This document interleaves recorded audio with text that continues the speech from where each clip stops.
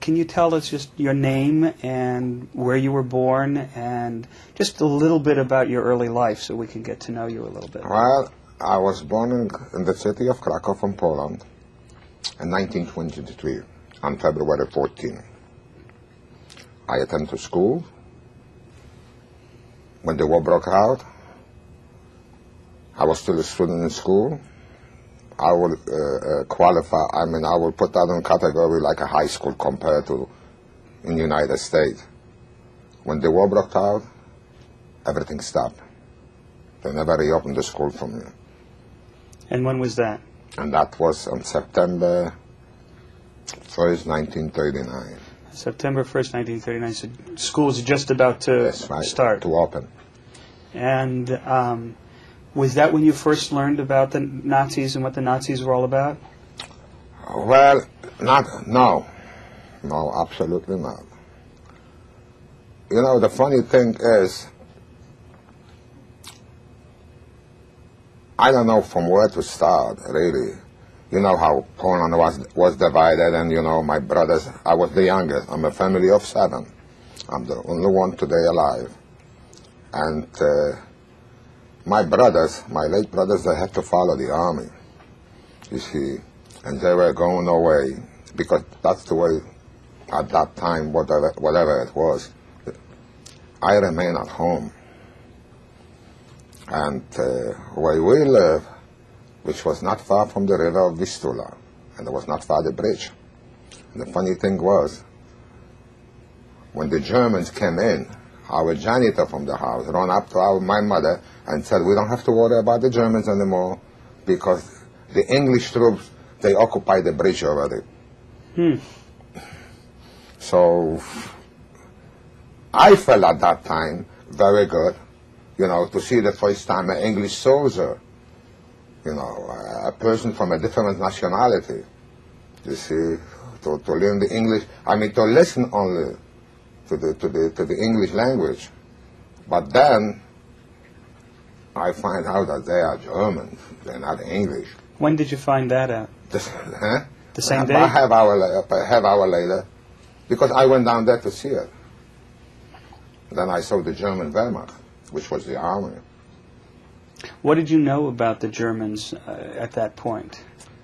Well, at that point, I knew about the discrimination, because the same year or year before, at one time, my parents had to go to the railroad station and pick up some refugees what they were throwing out from Germany. And I knew, and I started to think how they can do it. I even discussed that with my father, and my father, who was serving in the Austrian army, because this part of Poland used to belong to Austria at one time, before I was born. He couldn't comprehend. He couldn't explain that to me, my father, what actually had happened, you see. So things were really confusing for you. I was completely confused. I couldn't understand that. What do you mean? You take people, you go to the station, and then they with little valises, with little bundles. You pick them up because they have no place where to go. They have no food. They have no money. Somebody has to give them shelters. Did your family take them in? My parents, they took a couple, and they lived for a very short time with us. You see, because we were a large family too. We were 7 children at home. No, 6, because my sister was married already, so she was out of the house. But then the community center, they dispatched them later to an apartment. But first we had to pick them up from the station, from the railroad station. And I don't remember, this was 38, 39, but just before the war. And what did they tell you was going on in Germany? Well, I was attracted first because I was taking German in school with the language to get used to it, to the conversation. You know, when my father and my mother, because my father spoke fluently German, when they were talking, I was just listening, you see. And to be honest with you, I couldn't understand that. And I never bothered. with it. So were But you... I always asked my father, how can you take somebody just pick you up from the, because this is what they were saying. They came at night. They say even that some people, they were in pajamas on the railroad stations there. In a bed, in a rope, without any clothes, without anything. What went through your head when you saw that? Listen, if you're 16 years old, you know, a boy, well, I was interested. I didn't pay any attention to it. Mm-hmm. I mean, I didn't realize that something like that can happen. So what happened in 1939 when you saw that it was Germans, not English soldiers on the bridge? Then, Were you frightened? I wasn't as frightened. Then not one time I look at myself and say, and then it comes back my memories, and I said to myself, listen, I saw so many people on the railroad station. Just before the Germans come, are those people out of what they threw them out from the country, where they were born and raised, where they have families too? They probably have children like me. What happened to the children? But you know, this was just briefly. When did you first understand the full impact of Nazis? Oh, here I just realized that, and this was a few months later, when I was caught right in the center of the city. This was, I remember, if I remember, this was November or December 1939. And it was cold. And they picked me up right from the heart of the city. Was maybe my fault, because I wanted to see my friend. And my mother said, don't go. Please stay home. Don't run around so much. She knew there was danger. My mother, she knew. And she tried to tell me, but I wasn't paying attention. I was 60.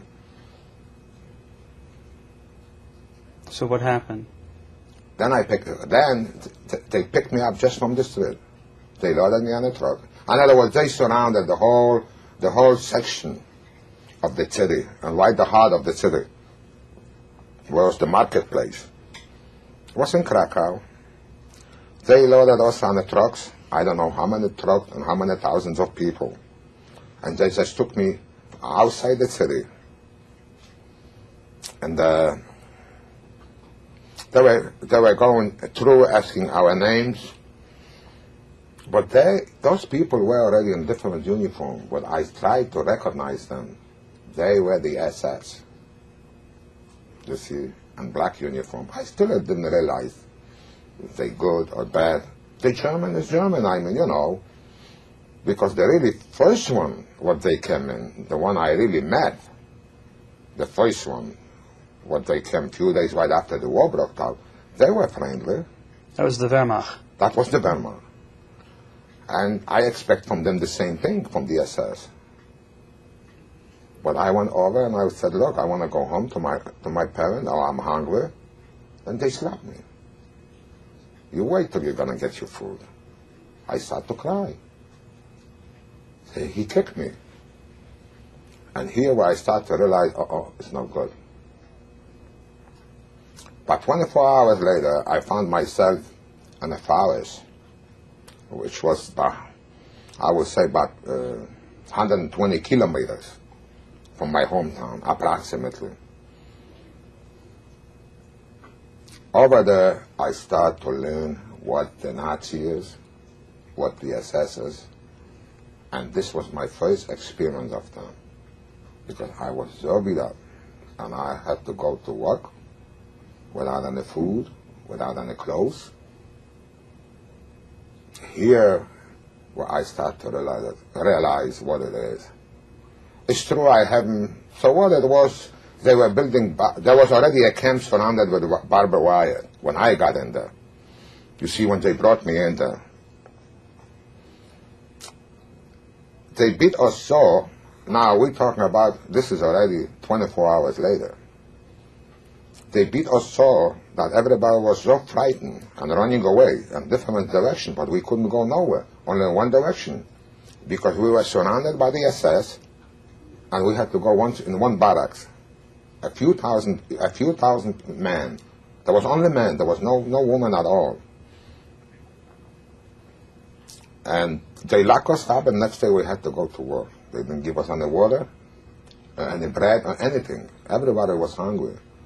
And this is in December, and I was even without a coat. I just ran out from the house in a jacket, but it was cold because it was in the forest. So we were going from the camp out, and we started to dig foundations for the barracks. And then I find out that here is going to be a big camp.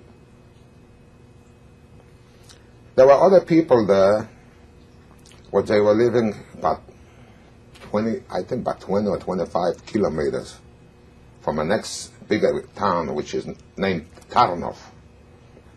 And those people, they were going every day. The SS were bringing them back. They were driving them every morning to work, and at night, after the day's work, they were going home. And there were people what they were living in Tarnov. So after a couple of days, we got in touch with them, and we communicated with them. You see, because they were a separate group and working on something else, and we were doing something else. Were these Jews or Poles? No, they were Jews. They were Jews. And they didn't have bad, because, okay, they were working, but at least at night they were home by their parents, but they were all young people. One day somebody looks for me and asks for my name. And through somebody, we communicate, and then on the lunch hour, what they were giving us already, food. Food. What was the food? I don't have to describe you. You see, it was just a little water. No bread. What grass, pardon me? No bread. Huh? No, bread you got in the morning, maybe about 3 ounces of bread, a portion. As you walk out from the barrack, they were giving you. And he told me that my uncle sends me a message that my mother is there and my sister, and they know where I am. And be patient. And he gave me, the man gave me, like a piece sausage and a piece bread. It was more, I would say, by almost a whole loaf of bread. And that to be patient and not to worry, and they're looking for a way to get me out from there. A few days later, he came back to me, the same man. And he said, look, you're going to see here, at one point, you're going to see an assessment. Don't run away from him. Don't be afraid of him. Stay in this corner and he's going to talk to you.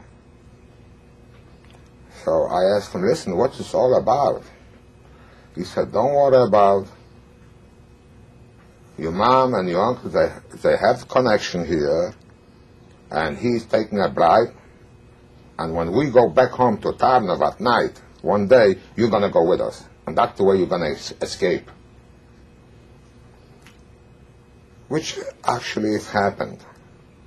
The German walked over to me, and I spoke already a little bit German. And he said, stay on certain corner around this and this barrack. No, excuse me. That day, don't go to work. You see, because we were going deep to the they were leaving. In other words, when we were coming, they left already. Right. The people, they go to Tarnov, home. So he said, that day, don't go to work. Try to hide. The assessment told me that. I can't recall his name. And then, on this and this hour, you will see, I'm going to be waiting with this and this truck here. And I pick you up. You stay around this and this corner. So I did. So where I could hide? In the latrine. I could hide around the hospital, because already there was a barrack, a small barrack, what they called at a hospital, without a bed, without any cover. All is a bad concrete floor. And people, they were really sick with high fever, But the death, you know, was already. People were dying already. So in other words, when I saw approaching assessment, I had to run away, but I didn't have where to hide. So I lay down on a concrete as a sick man. The moment he moved away, I got up. And I smuggled myself through the whole day through the camp, avoiding everybody. And I was lucky. Up to a point, but maybe an hour before, I was supposed to meet that German, you know, who's supposed to take me to Tarnov. Another German caught me. And he put me to work, and this was inside the camp, to unloading big trucks with the potatoes. And I was working very hard. I thought maybe when we unloaded very fast, he's going to let me go. And then I will have the time to go to the point where I was supposed to meet the other fellow. But somehow, didn't went that fast, you know. There was other fellows working there too. And maybe 5 or 10 minutes before, that German who's supposed to take me to Tarnov, he spotted me on a truck loading onto potatoes. He didn't say anything. He went over, he talked to the other German, and he jumped the truck, and he started to beat me. That I'm working too slow. And he hit me so that I fell off from the truck. And when I fell off from the truck, I went behind that barracks. And when I turned around, was right the corner where he's supposed to meet me. He was there, and I came over there to that corner, and that's the way I left the camp. In other words, what I'm trying to say, he hit me, you know, having that excuse hitting me so I can go away and go to that point, so he can take me home.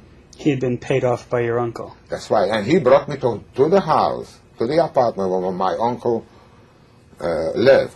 And here I met my mother and my sister from Krakow, because they came, you know, try to help me. Yeah. You asked me to remind you about the whole special relationship you had with your mother during the first part of the war and leading up to the last time you saw your mother. Can you share that with us? Well, I was very close to my mother, you see. I always adore her. And my father, too, he was a very good friend. Very good parents. I'm sure they did whatever they could for me. But I think that we have more things what we should what I could maybe tell you before I saw last time my mother. What's that? Because I went too many things. I don't know if I can remember even right now. The last time I saw my mother, I remember exactly. And she said goodbye to me. And this was right by the ghetto. You see, I didn't have the permission to stay in ghetto. I mean, you know, I'm picking up right in the middle of something. I might have to go back. We'll go back then. Yeah, but I can, because you asked me a question about my mother. And the last time I saw my mother. But you don't realize the circumstances. While I saw my last mother, while I wasn't in the ghetto, my mother was in ghetto. And how did I see it? You see, what they did later, oh my God, I have to go way back. They split the families. Okay? Me, my other brother, and my sister with her child. She was married at that time. She had a child already. Didn't get the permission to stay in ghetto, no matter if you were born in Krakow or not. They just issued so many, you know, IDs, what they used to call that king card there. And the rest of it, they didn't care, the Germans, just to form the ghetto. So my parents, my other brother, my sister, they got the permission to stay in the ghetto. Rest of the family, they didn't. So what my father did, he went maybe about 20 or 30 kilometers away from Krakow. to the little small town named Nepolomice. And they rent an apartment there. And it was quiet for a little while. We lived there, they were closed up in the ghettos. You see. You couldn't go back and forth. You couldn't get into the ghetto. We couldn't leave the little town where we were living. You were not allowed to leave the town unless you take off, you know, the Star of David what you were wearing on the you know, the armband.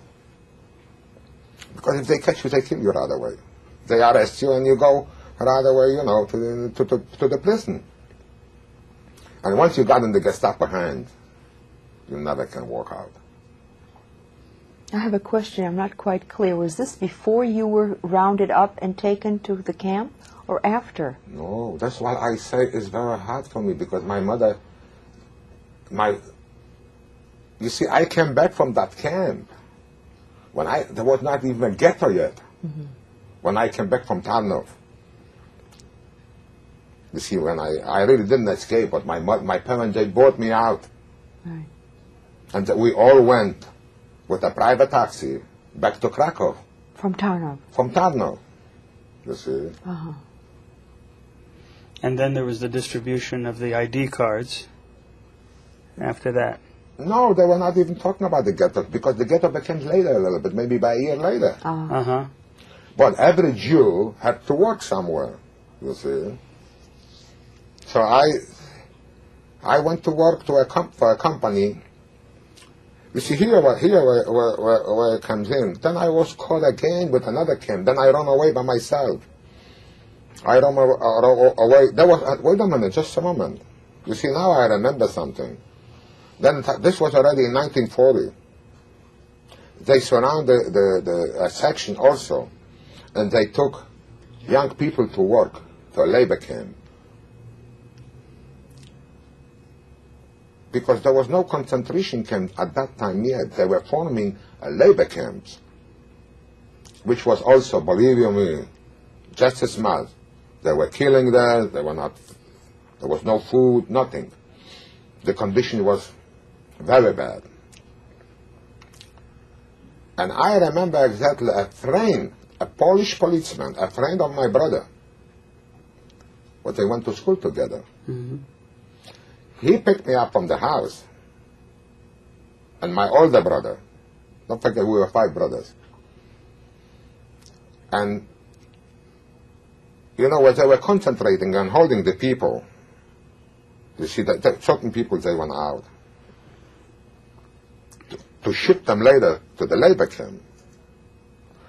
So what the Polish, I'm sorry, what the Polish policeman had to do, bring the young fellow to that point. And the point where they were keeping all the people was a big, huge building, and this was a school to which I attended. It was a public school. It was very large. And I knew the janitor of the school. He knew me, you see. My brother couldn't escape, and he helped me to escape, and I went back home. But what I'm trying to say that a Polish policeman, a good friend of my brother, what he attended school with him together, he came to our house, he took me, and he took my brother. So what happened? My brother went to the labor camp, but I ran away. And they didn't have any record of me. And they took him to work. It was also not far from Krakow. And he was working there, he was there 5 days a week, and for Saturday and Sunday he was coming home. And after 2 weeks he decided not to go back there anymore. And this was it. Then it starts the ghetto. So before the ghetto even, when we worked in another city, where I live, you know, remember when I told you before I didn't get the ID, mm-hmm. I work over there. They put me to work with the Germans. They were laying the cables right alongside the track, the railroad tracks, under the ground. You see, so there was a group ahead of us, they were digging the holes, you know, the pit. Another group was laying the cables, but they were very big, thick cables. And I was working with a German who made all the connection for the cables. So in other words, every day I was working in a different spot, in a different city, in a different town, in a different field. Did I give you that clear or not? No, that's very clear. What was you were 16 or 17 years That's right. old at the time. That's right. What was that like for you, going to a different place every day, being separated I was from your confused. family? I was completely confused. But you see, but at that time, the Germans, they were taking us back to that same city. I mean, to my home, where they picked me up. So the German was sitting below there, and all he told me, handle me that tool, handle me that tool. He was making all the soldering, the wires, the connection. And, you know, by every kilometer, then we move again. You know, as we progress, we were going behind. At that time was the ghetto already. You see? And one day, I was working right exactly across the street from the ghetto. And I knew exactly the window where my mother used to live, in Ghetto. It's through the windows they were bricked in. But I knew that behind those bricks, behind this wall, my mother lived. That's her apartment. I knew exactly. But still there was always some connection, you know, with smugglers and with other people, what you could get and, you know, communicate with them.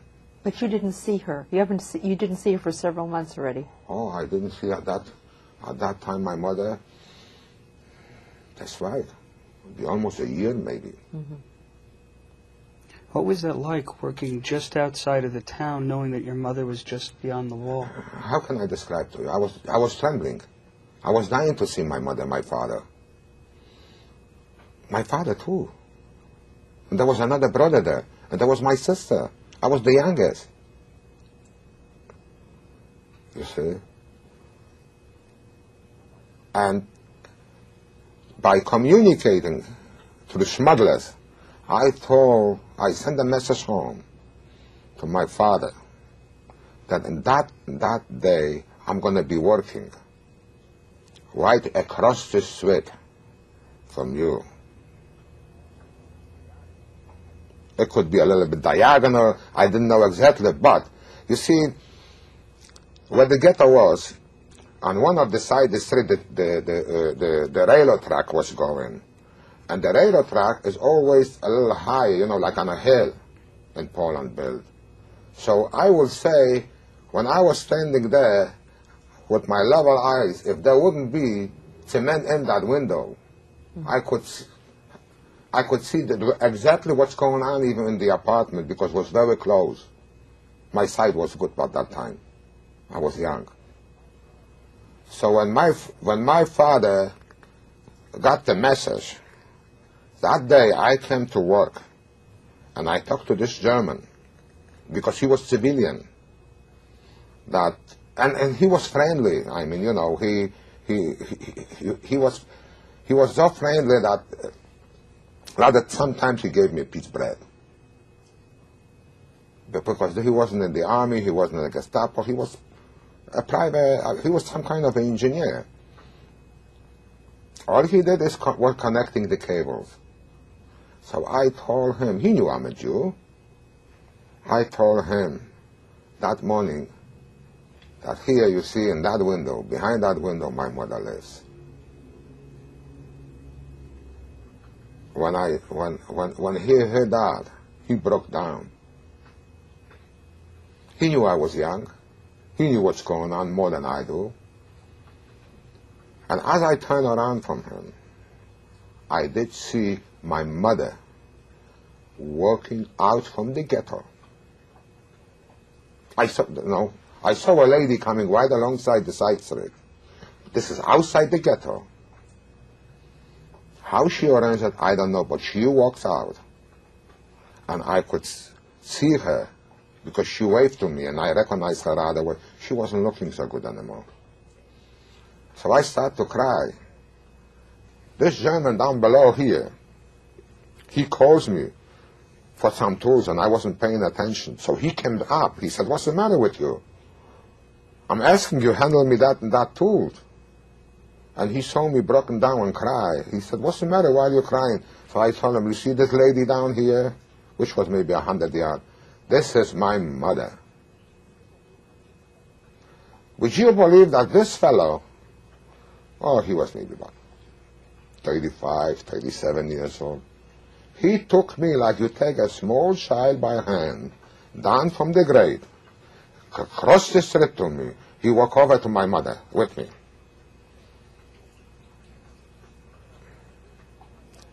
He broke down too because I saw him. He turned around. Then we started to speak Polish. And he walked away and he said, "Don't worry, stay here with your mother. I'm right here. Nobody will bother you." And this was right at the wall of the ghetto, but outside.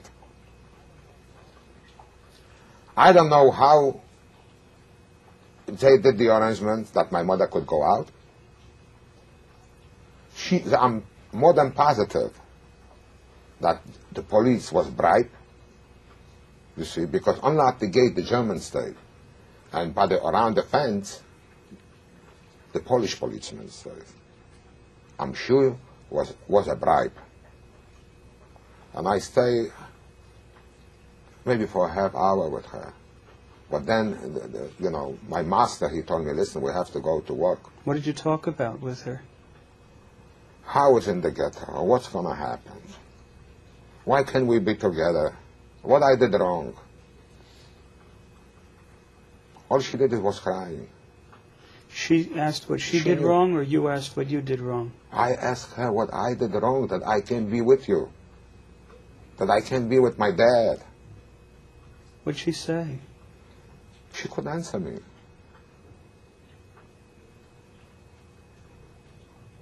She told me only one thing I remember. My older brother, who was in the ghetto, is very sick. I said, "What's wrong with him? Why can't you get a doctor?"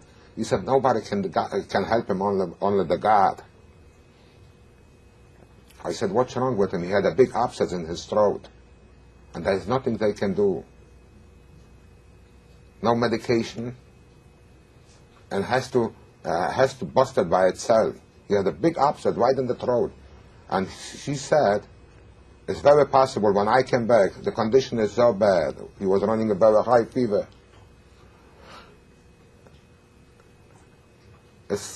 She believes that when she goes back, the abscess is going to choke him to death. Then later, thank God, later I found out, when she got back, the abscess burst. Then the doctor could help him.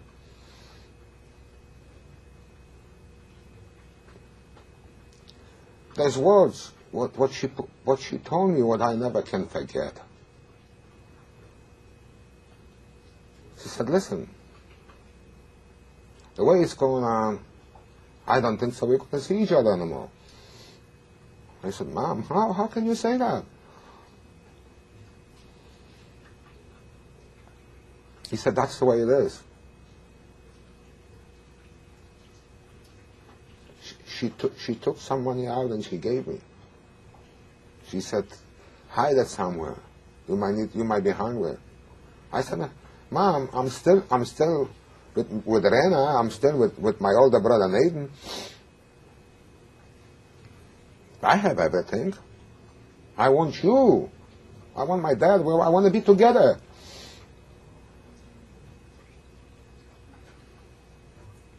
She just shook with her head. And that's true. That's the last time I saw her. But before I left, she told me. She said, "Remember one thing. If you ever survive that war, tell everybody how we went.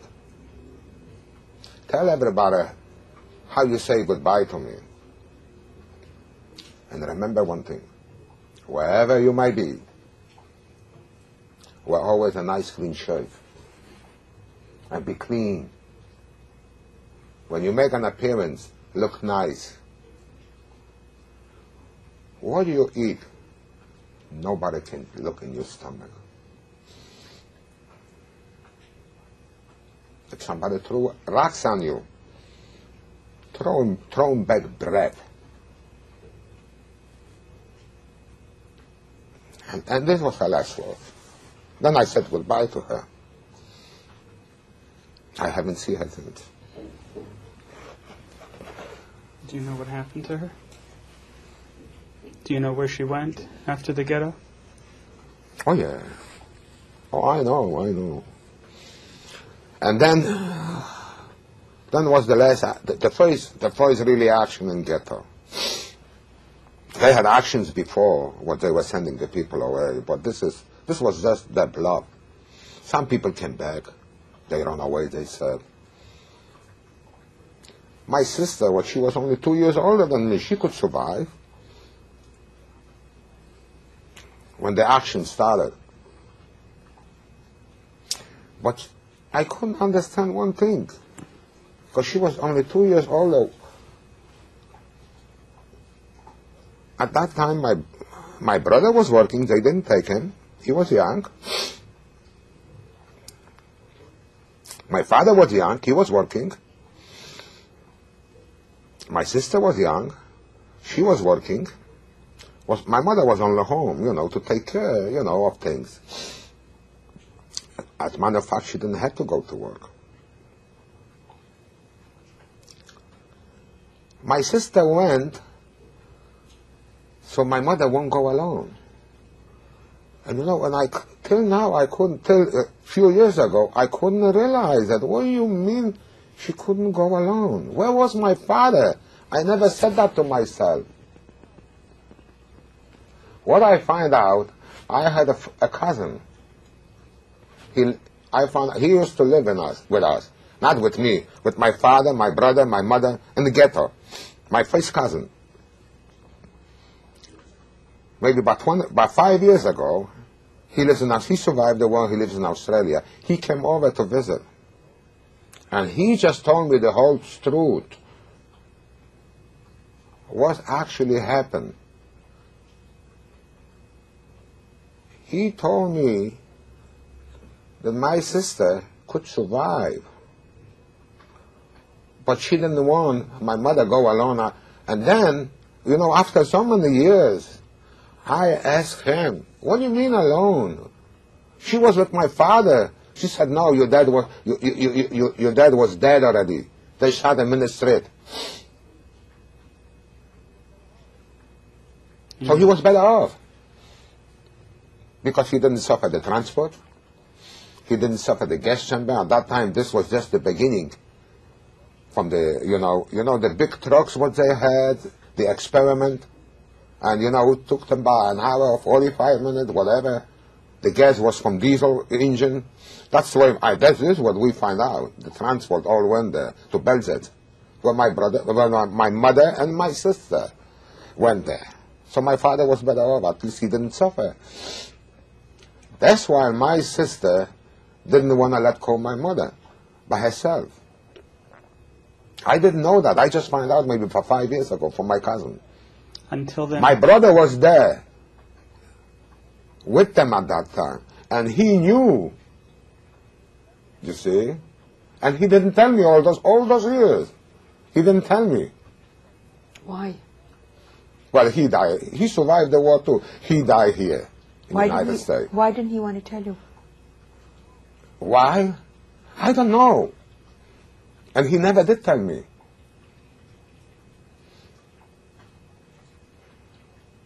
He never did tell me that my father was shot right in the ghetto. So until that time, you never knew what happened to your father? Not my cousin from Australia wouldn't tell me that. I wouldn't know till today. But I was always knocking my head. Why? Why my sister didn't want to let go my mother alone? That's what people were telling me. My father was there.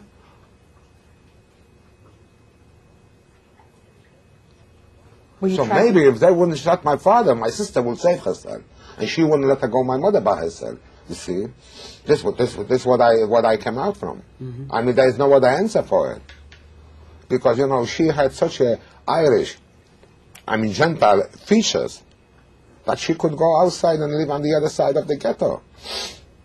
You know, and a woman and a girl, it's easier to survive on the other side of the ghettos.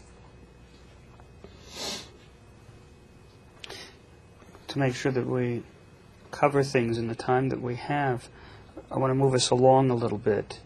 And after you said goodbye to your mother, you continued to work then. Well, I was continue to work in the same job, you see. But this was the end of seeing my mother. We still communicate for a little while, because the action wasn't right away next day, maybe a few months later. And during the time I find out that my brother is better, who was so sick at that time with my mother, she said, well, by the time I get back home, who knows, maybe I find him dead. But he survived and he came out from it. And as I was getting alone, working with that fellow German, I came to a point, and then they cut me off. No more. So I was sitting back in that little small town on whatever the Germans need, you know, for any kind of work. You know, they came, because it was a small community. You see, the Jewish community, they had to supply them for any kind of a work, so they grabbed me. So they were pushing me on everywhere. But later on, you worked in a labor camp. Then later on, came an order, and they said that from Neapolonice and all surrounding area, the whole district, all Jews, they have to, by this and this date, be in another little small town called Velichka. If they will catch anybody after that date, be shot on the spot. What we did, my brother, he said to my sister, it was prearranged, it was bribery too, and she took my sister with a child, and she sent them to Krakow. Me and my brother, we went to Bielichka. I said to him, look, don't have to worry about me. The worst thing can happen. They're going to send me to a labor camp. You see, but all other things, what was going on, we heard about. But, you know, if you hear only about, all right, at that moment, you know, you think about, and then, you know, your mind gets busy with something else. You see, we didn't realize till you really stand in the fact of it. But I knew already, and was right behind my ear all the time, when I saw the black uniform, the SS, what they are. From that first labor camp, what they took me. That uniform was frightening me the most. I was afraid of it the most. And then, the really action I saw and I found in Bielichka. I'm telling you what they did there is, I don't know how a human being can even think of that. It's unbelievable. I don't know how to even express myself. I don't know if I can find words to grab kids by a leg or older person and just throw him, you know, on a truck like you throw him a sack of potatoes. And just not standing, you know, pile them up, you know, like you pile up people right next to each other. No, just throwing right on the top together. And the trucks were going back and forth. I don't know how many thousands of people. They were alive. They were alive when they were being thrown on the Sure, truck. there was I don't know exactly how many of thousands. Can you imagine? Because when the action started, they took in Bielichka, everybody out in the open field and surrounded. And believe me, and there was thousands of thousands. They were all transported for 2 days they were going. They select 1,000 men. The young ones, the strong ones. I was lucky, my brother was lucky. They took those 1,000 men and they locked us up in a big, huge garage. I mean, a barracks. You know, if I remember exactly, this was a fire station. They took it because I saw the fire equipment on the outside, and they pushed all those 1,000 people in there. We stayed there. I stayed there about 3 days. Meantime, during the day, they took us to the cemeteries to dig big mass graves. I didn't know that. I didn't realize it. The first day I was there. I can say only about my personal experience and personally what I did, but I didn't do it all by myself. If I'm talking to you, there could be 300-400 people with me. But this is what we did, what I did with them. So one day we dig. The next day, we came in, and we were filling up the graves with bodies. Here I saw the first time dead body. Just throwing the bodies in, under the pressure of, under the gun. They would bring the bodies up in trucks? Hmm? How did they get the bodies there? Just throw them in a big ditch. But where were the bodies? The bodies was a little bit further away. Was under the cemetery. Shot. People were shot. They were dead. Dead people. And you had to carry them That's from right. the pile to the grave. That's right. Not carry, run. Kids, you had to grab. You couldn't just pick up a child. He said 2-3 legs grab it. From each kid 1 leg, and that's the way you just drag him. Or just throw him there. And they were saying with the whips, and not everybody had to get it. I got it with the whip. And I was running, and I was young, and I was strong. So I said to myself, this is no good. What am I going to do next? When we came back that evening, they divided us in 2 groups, the 1,000 men. But they were cleaning up no, this was later. But they were cleaning up because there was no ghetto. In Wieliczka, there was no ghetto. The closest ghetto from us was Krakow. Because it's maybe about 12 or 10 kilometers from Krakow. This is all in the vicinity from Krakow we're talking about.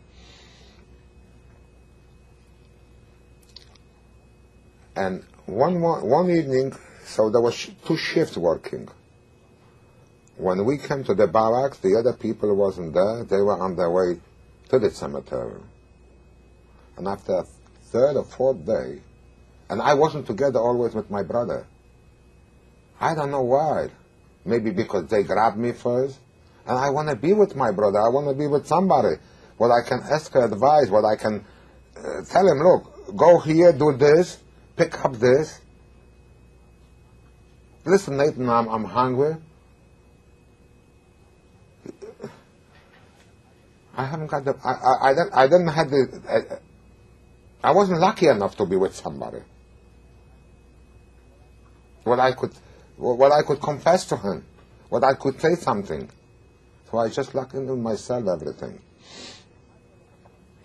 So when my brother was working, when he was at that time at the cemetery, they came to the gate and they said they need 100 people. They assessed. And I was just coincidentally, I was by the door, I was looking outside, I could see the freedom. You see? Everything went normal there because this was on a highway. As he said, he just grabbed me. He said, come on, the Germans. And I was lucky. And I was looking around, waiting for my brother to go with me. I couldn't see him anymore. And I didn't see him.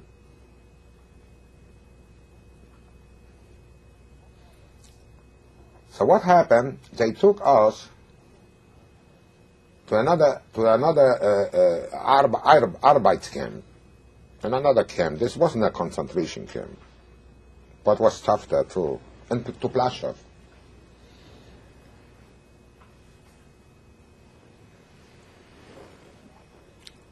When we arrived there was 100 men. When we arrived there, the commandant his name was Miller, I remember.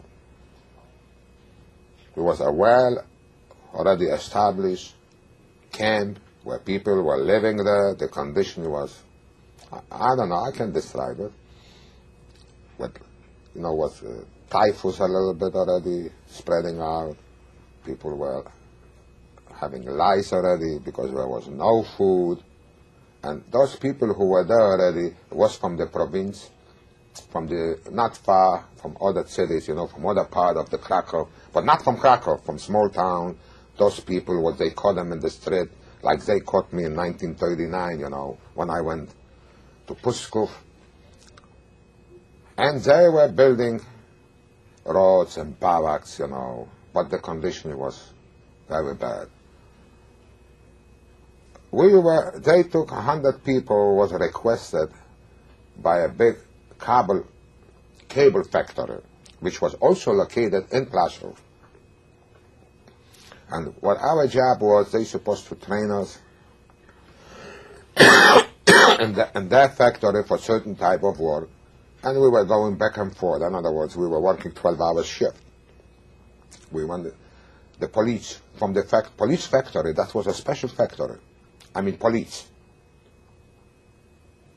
was coming to the gate, pick us up, go back to the job. As a matter of fact, after a few days, there was that's what I start to realize what's all about that camp. It came up something. It was a special request for two people at that time from the factory to do a certain job, and I was a little bit trained already. So the engineer from that department sent out the Vershus, Vershus is the Ukrainian police, to escort what they were escorting us back and forth to go to work. So he came over to the gate. The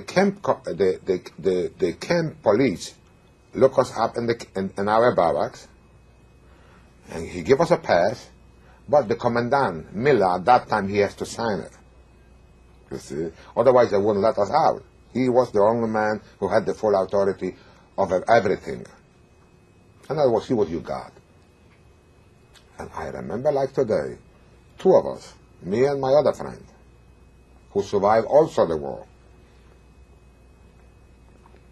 went in, right in the front of the, as you're stepping out, there was a special barrack where the commandant used to have his office.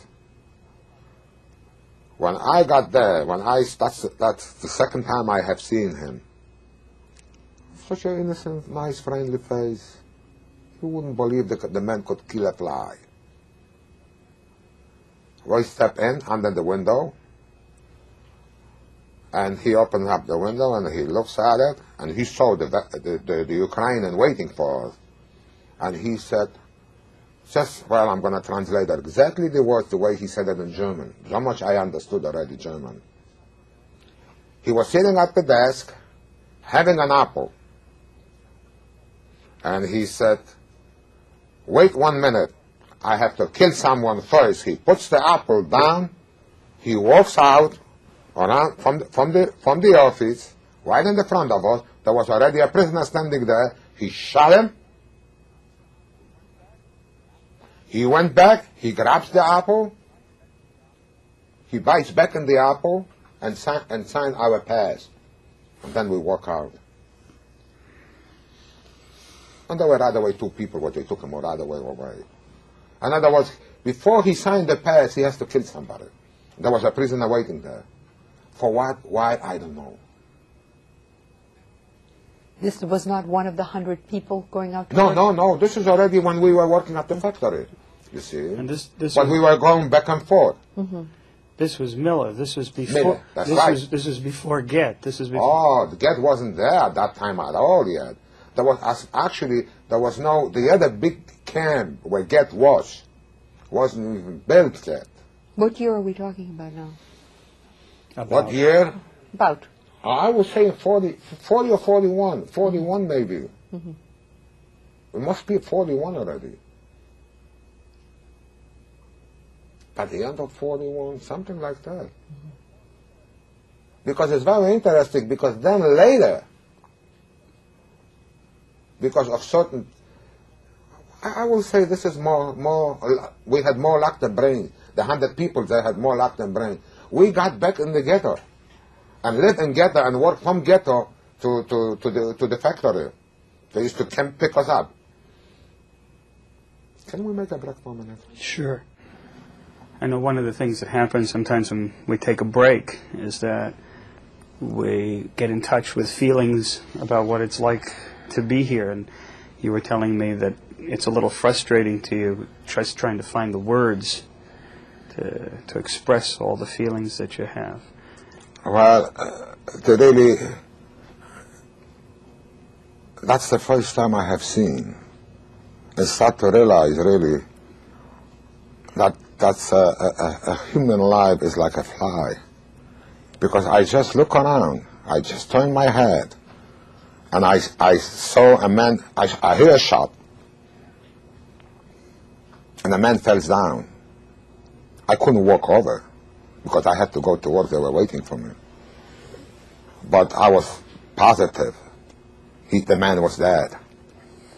That's the first time I realized what's the value of life is. Pow, that's it.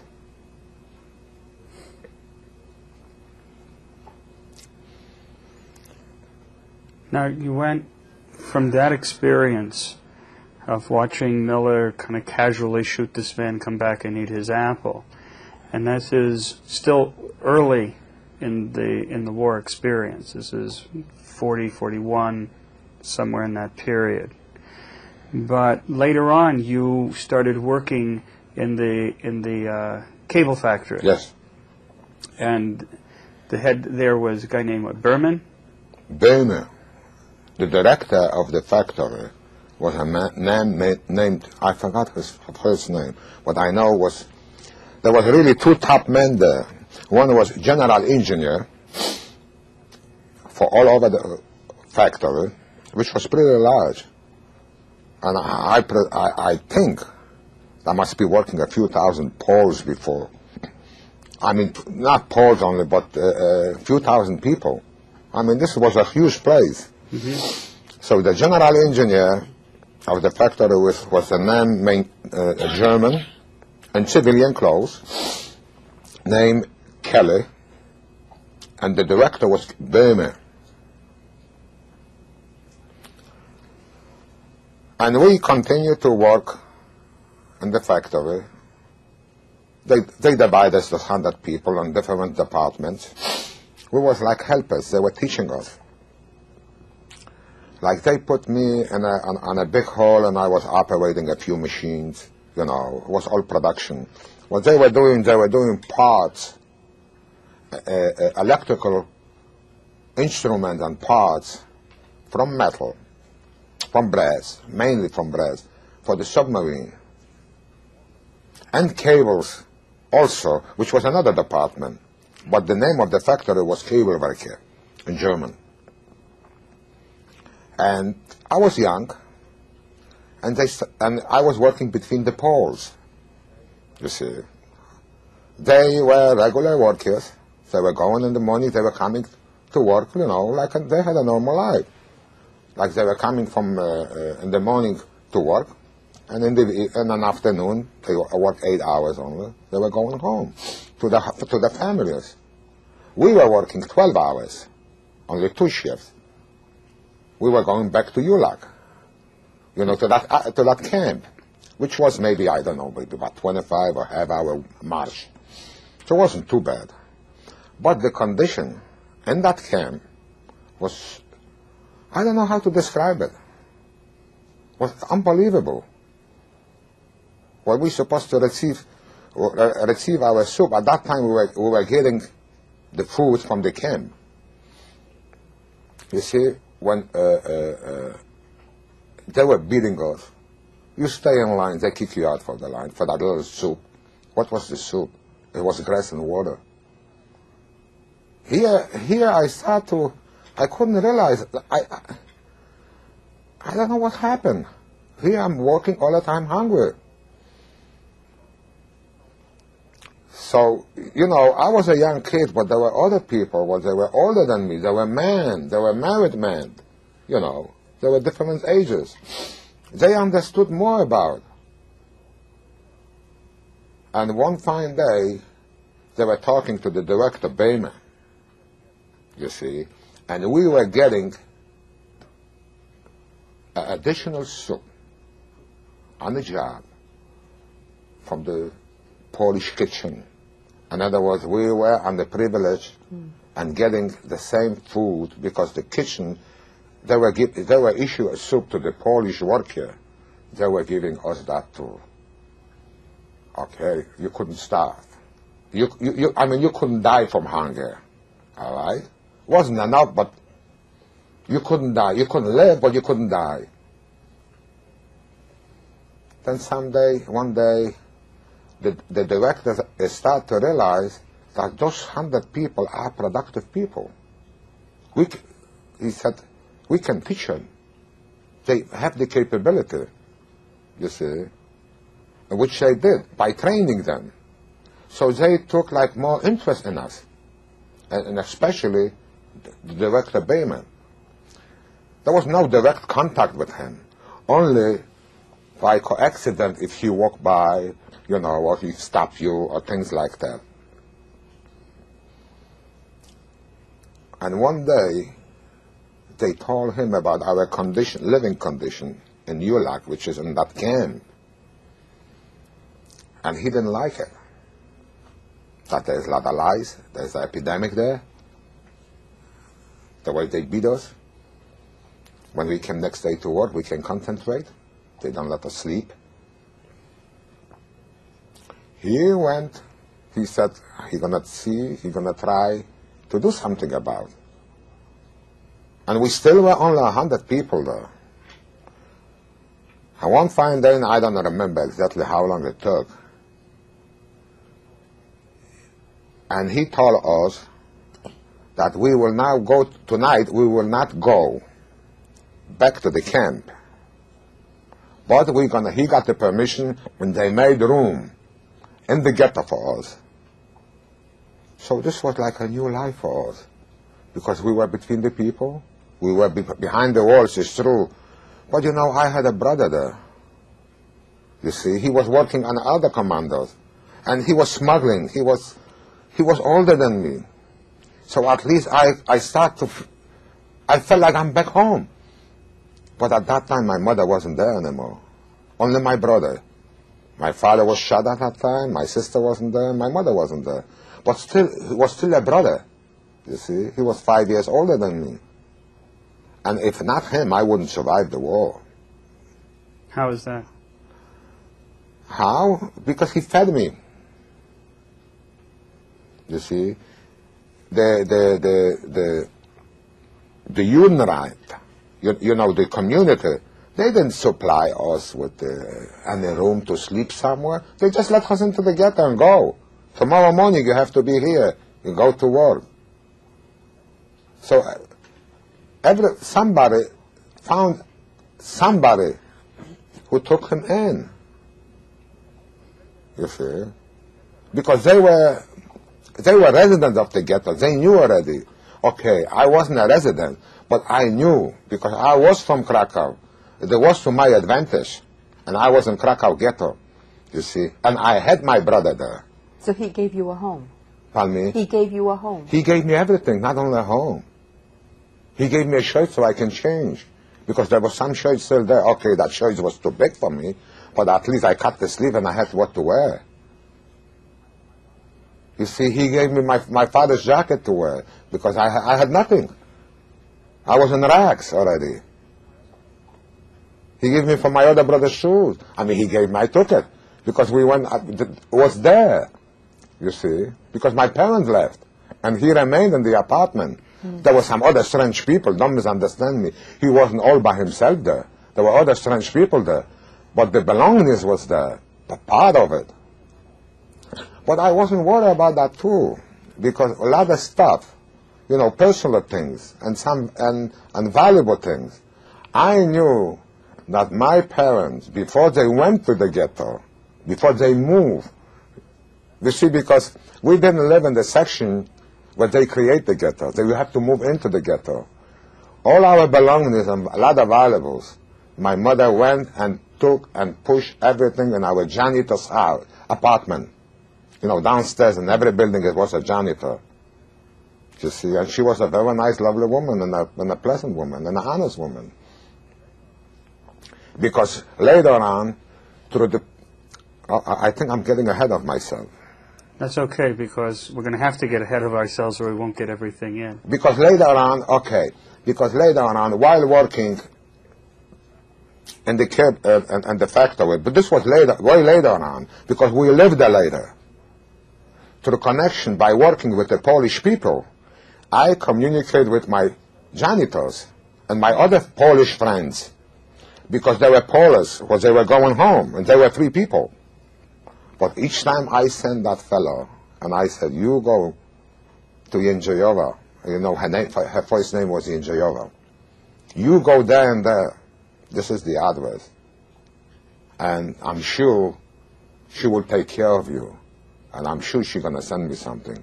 And each time I send somebody there, she pays him share, his commission, and he always brought me food. So I was a little bit on the lucky side, but I was missing somebody to share my thoughts, my feelings, somebody could explain to me. I still didn't know it why. Could you talk to your brother? Well, then I lived with my brother for a while, yes. But in the ghetto when I came back from the camp, yes. But then you were separated and you were alone. But then, you see, then again, but meantime, they were building that main camp in Plaszow. What before the war used to be a cemetery there.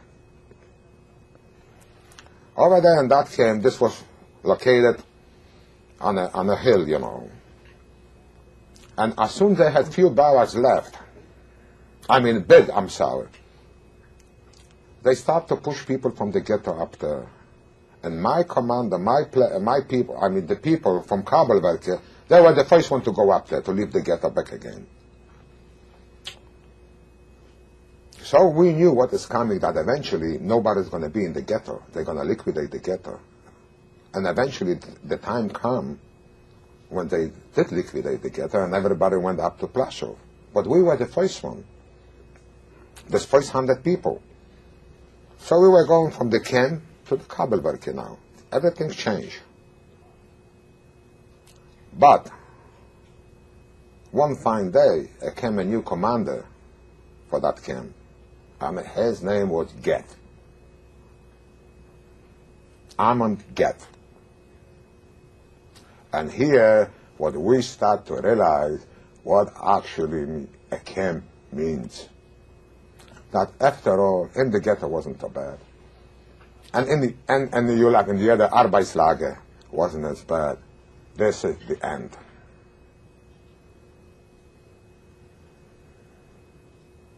He was like a flying angel over your life. He hanged two of my, what I had to watch, two of my good friends, what we went to school together, which I met them later up there. He hanged them, and I was watching and seeing. Everybody had to see when he hanged them. For what?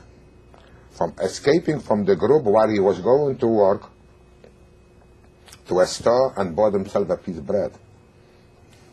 The other one by another Polar who handled, while he was in the group, marching, coming from work,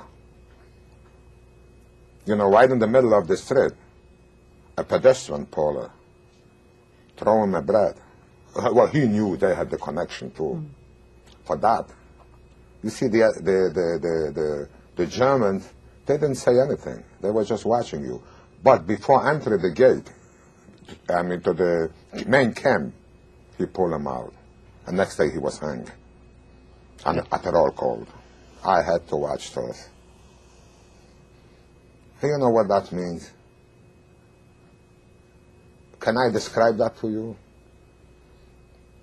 To see the first time in your life hanging a friend, a good friend of mine, from the same classroom.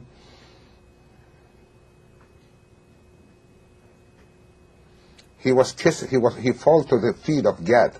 He was kissing his boots.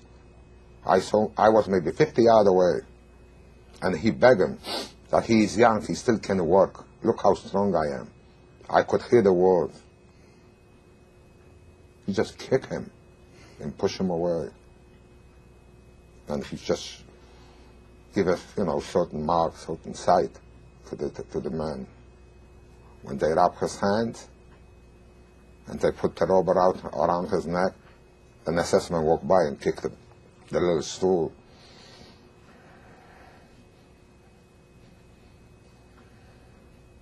Now, how can I describe that to you?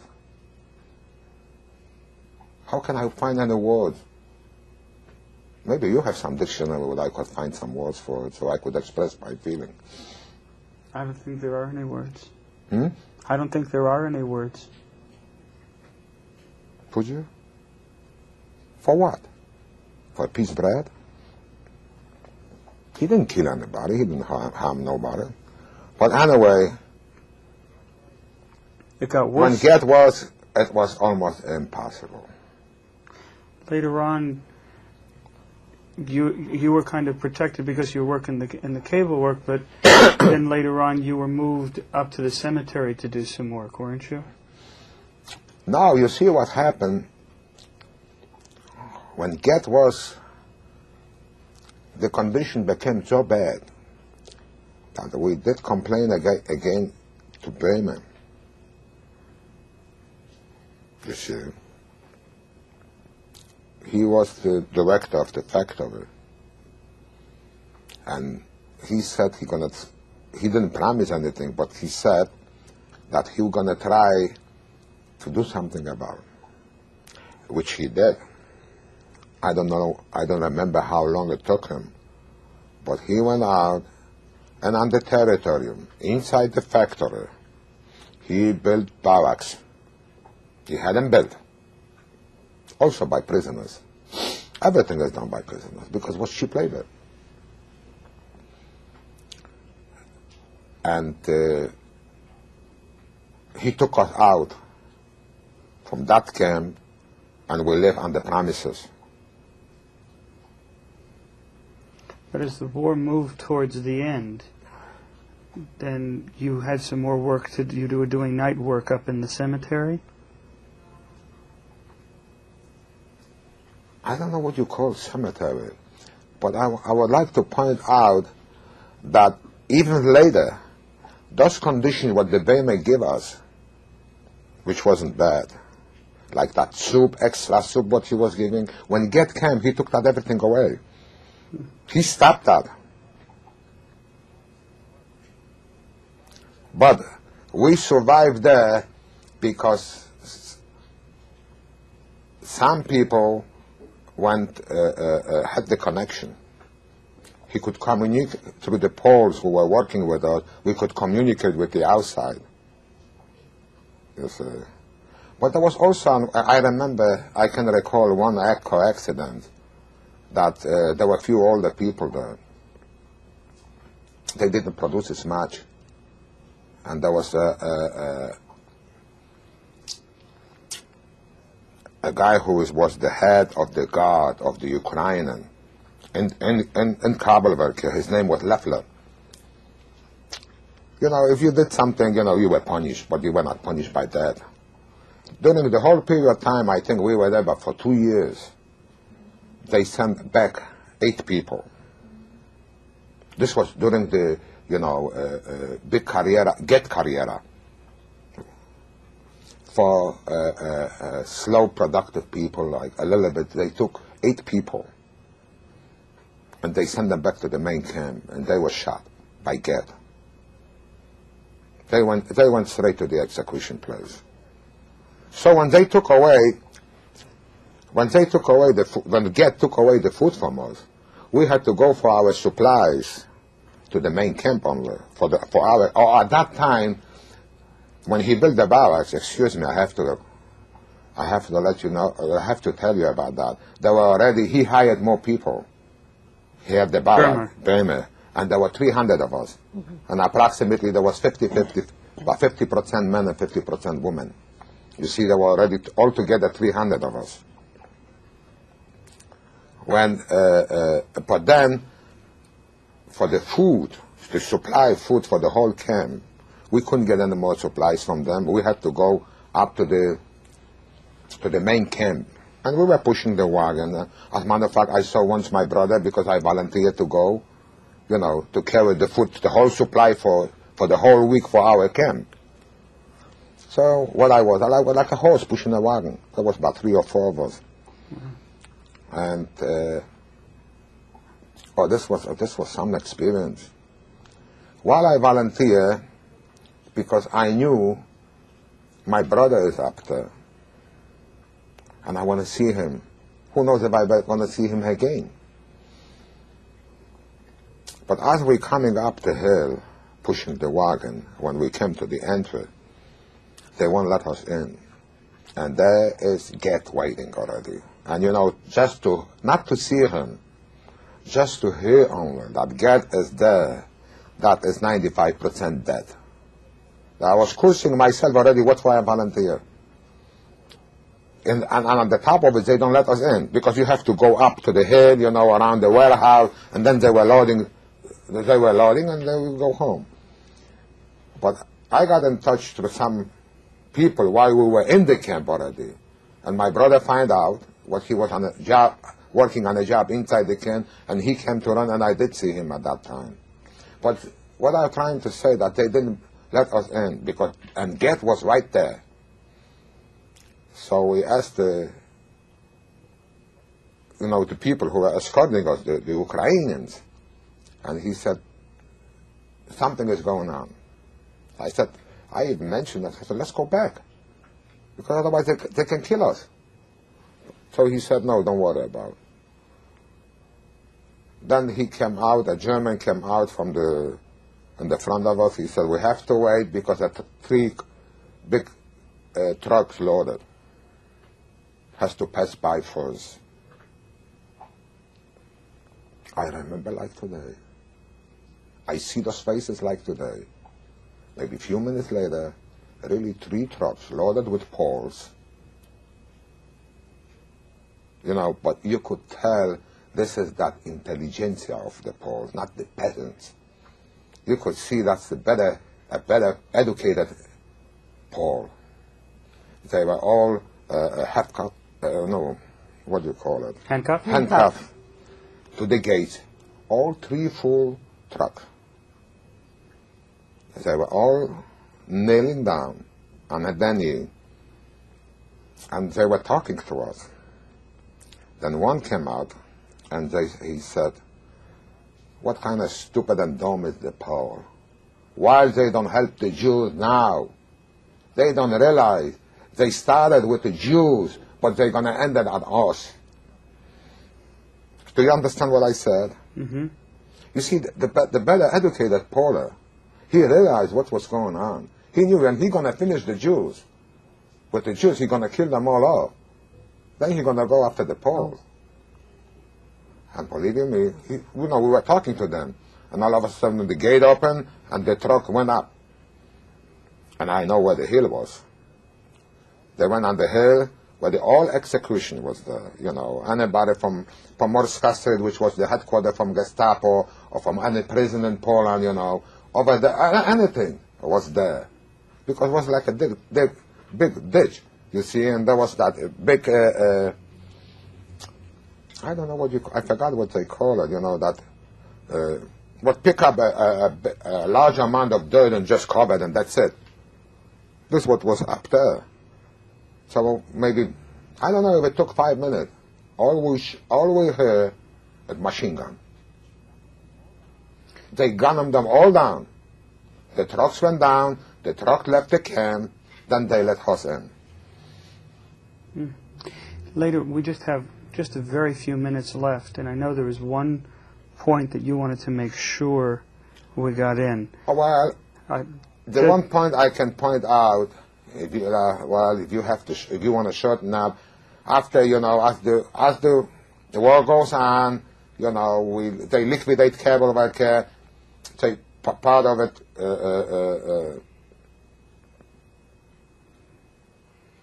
Well, okay, I jump. I don't care. Let's jump, right? All right. I think the most critical point for you will be when I was my job when we came back to Palacio after they liquidate the cable worker. We went the whole cable worker people who were working. You see, they went up in the hill there to work. This was their job. My job was from 7 o'clock in the morning till 7 o'clock in the evening. Dig all the graves out and carry them out. Discover the face. Once you discover the face, you had to call a man, come in, examine the face, pull out the gold teeth.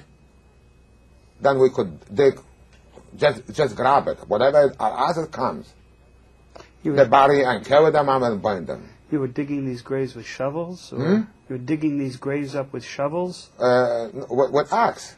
No. With axe. How many times you didn't know how the body was laying? How many times I hit with the axe? The curved body, I hit it in the head. So the brain splashed all over me. They wouldn't give you, I didn't have anything to wipe my face. How did you deal with that at 18 years old? You tell me.